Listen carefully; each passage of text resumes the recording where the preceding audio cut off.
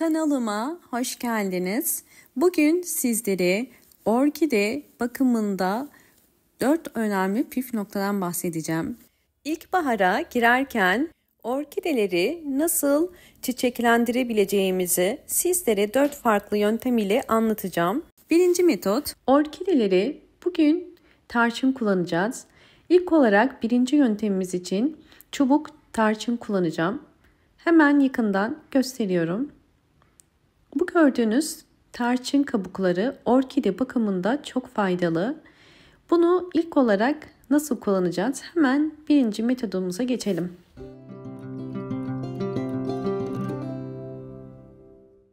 Bir tencereye bir tane çubuk tarçın koyuyorum ve üzerine 1 litre su koyuyorum. Daha sonra bunu ocağın üzerine koyup altını açacağım ve kaynamasını bekleyeceğim.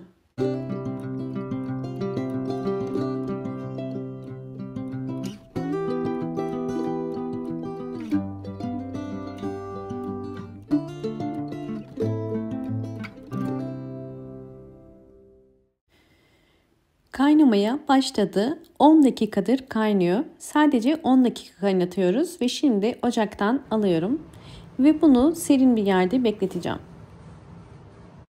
Orkide bakımında ilk yapılması gereken orkidenin kök ve yapraklarını kontrol etmek. Elimde gördüğünüz orkidenin yaprakları gayet sağlıklı görünüyor. Canlı ve parlaklar. Hemen saksı içindeki köklerine bakıyorum. Saksı içindeki kökleri de gayet sağlıklı, yeşil ve aktif.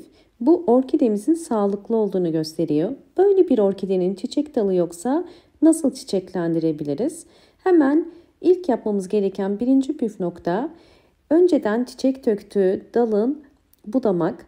Bunlar dolu boğumlar, yani içinden yeni çiçek dalı çıkabilir. Bunlar da boş boğumlar, çiçeği dökülen boğumlar. Budama yaparken dolu boğum ile boş boğum arasından keskin bir makas ile kesiyoruz. Kestikten sonra ikinci püf nokta, kesilen yerden orkidenin öz suyunu kaybetmemesi için toz tarçın kullanıyorum. Toz tarçın benim orkidelerde sürekli kullandığım bir baharat. Kesinlikle orkide bakımında çok önemli. Toz tarçın özellikle içinde bulunduğu antioksidan özelliği sayesinde bu tarz orkide bakımlarında çok fayda sağlıyor. Bakın, kesilen yerin kısa sürede kurumasına yardımcı olacak ve böylelikle yeni çiçek dalı çıkarmasını kolaylaştıracak. Bu da yine elimde bakın bulunan bir orkidem. Bu orkidemin bu kestiğim dalları, kesilmeyen dalı ise gördüğünüz üzere sararmaya başladı. Bu yüzden orkidelerde kesinlikle budama işlemini geciktirmeyin. Mutlaka orkideniz çiçeklerini döker dökmez hemen budama yapın.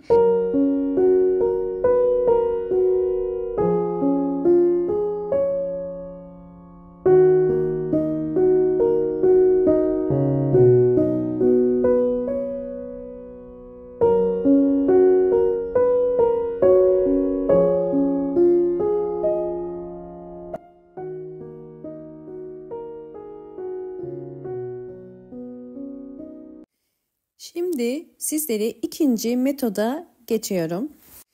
İkinci metot, orkidelerde mantar hastalığında toz tarçın nasıl kullanılır? Orkidede mantar hastalığın olduğunu, yapraklarda sararmalar oluyorsa ya da yapraklarda siyah sararmalarla birlikte siyah lekeler oluşuyorsa ya da orkidenizin çiçekleri birdenbire sararıp solup dökülüyorsa ve köklerinde de çürüme varsa bu orkidenizde bir mantar hastalığı olduğunu gösterir. Bu şekilde gövdesi su toplayan ve gövde mantarı olan bir orkideyi ilk yapmanız gereken toz tarçın kullanmak. Toz tarçın ile enfeksiyonlu bölgeyi kurutacağız. Toz tarçının antioksidan özelliği olduğu için bu tarz gövde mantarlarında yaprak aralarına döktüğünüz zaman orkide mantarı kısa sürede durmuş olur. Bu yüzden toz tarçını mutlaka bütün yaprak aralarına ve gövde kısmına kullanın. Daha sonra bol ışık alan bir yere koyup orkidenize hiç su vermemeniz gerekiyor. Mantar hastalığının çünkü en büyük nedeni yapılan fazla sulamalardır.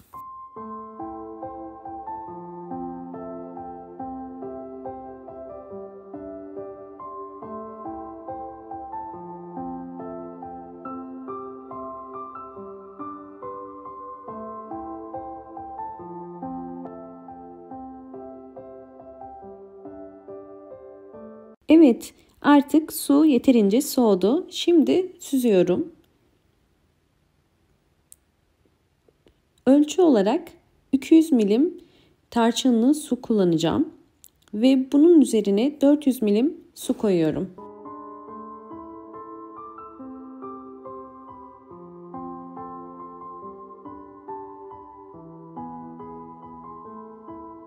Şimdi orkide bakımında yine önemli üçüncü püf nokta, su vermeden önce köklere bakın. Eğer kökler bu şekilde gri ise su verin.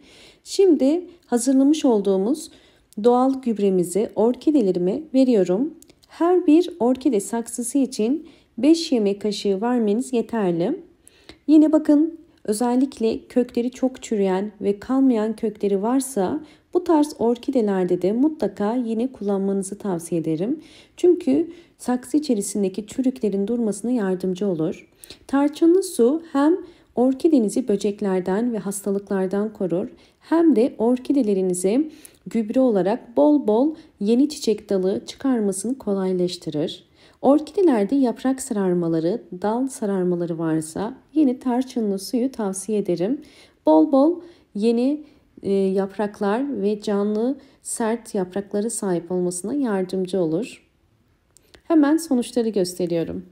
Öncesinde videomu buraya kadar izleyip beğendiyseniz bana destek olmak için hemen beğen tuşuna basıp kanalıma da abone olabilirsiniz.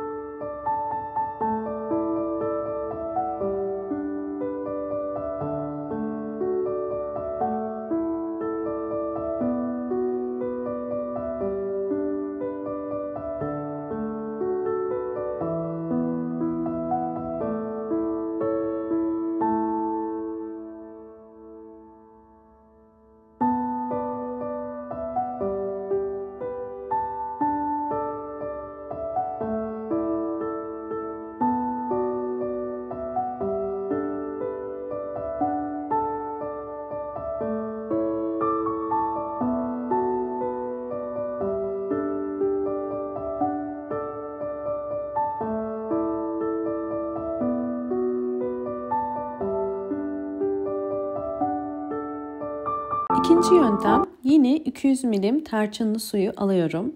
Bu yöntemde orkide yapraklarını dezenfekte edeceğiz. Tarçınlı su orkide yapraklarında oluşabilecek hastalık ve böcekleri de uzaklaştırır. Eğer orkidelerinizde yaprak hastalıkları varsa mutlaka tarçınlı suyu kullanın. Bu tarz sıvı bitki besinlerini düzenli olarak kullanmanız gerekiyor. Haftada bir ya da 2 haftada bir orkide yapraklarını bu şekilde silebilirsiniz ve böylelikle orkidelerinizin yaprakları daha canlı ve sert olacaktır.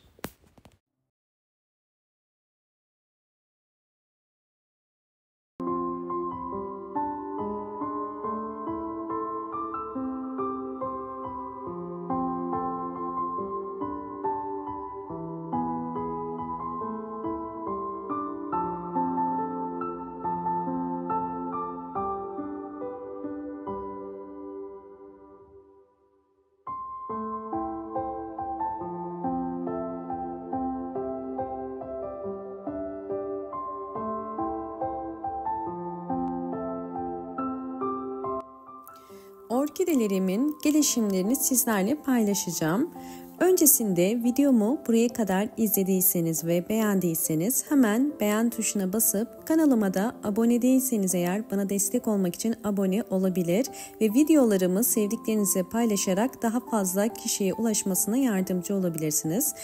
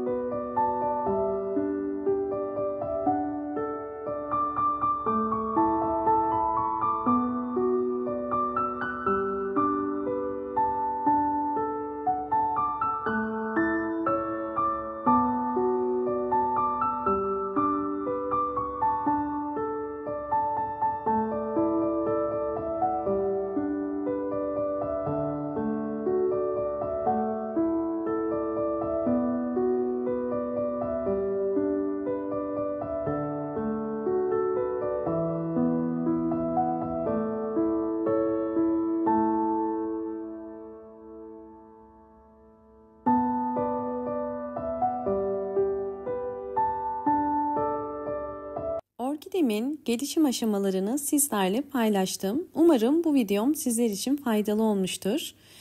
Videomu buraya kadar izlediğiniz için teşekkür ediyorum. Hoşça kalın, sağlıkla kalın.